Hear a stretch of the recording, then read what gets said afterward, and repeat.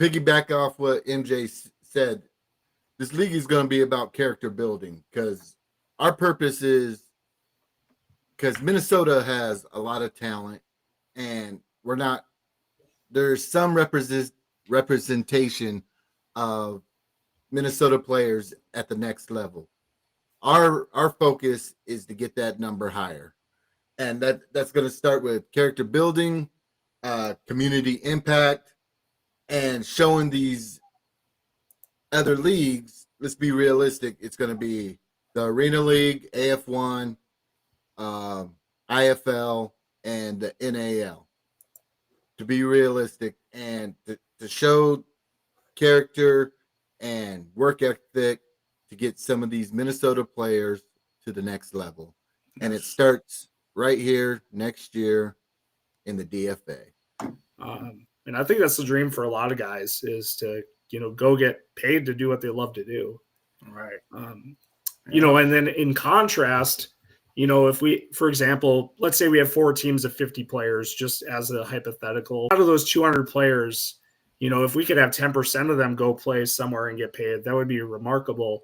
But I think also on the flip side, what happens to those, the other 90% of those players?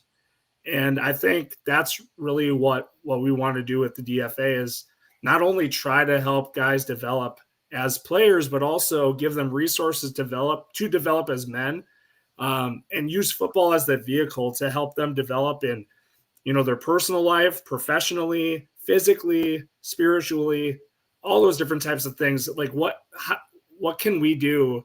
The question was, what can we do to impact the other 90% of players that aren't going to get signed somewhere? How can we better their life? How can we improve their lives?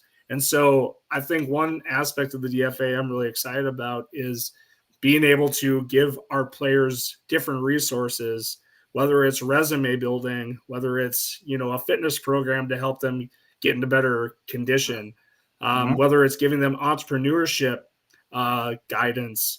We're going to have a back portal, which a lot of guys already have access to, our back office of the DFA.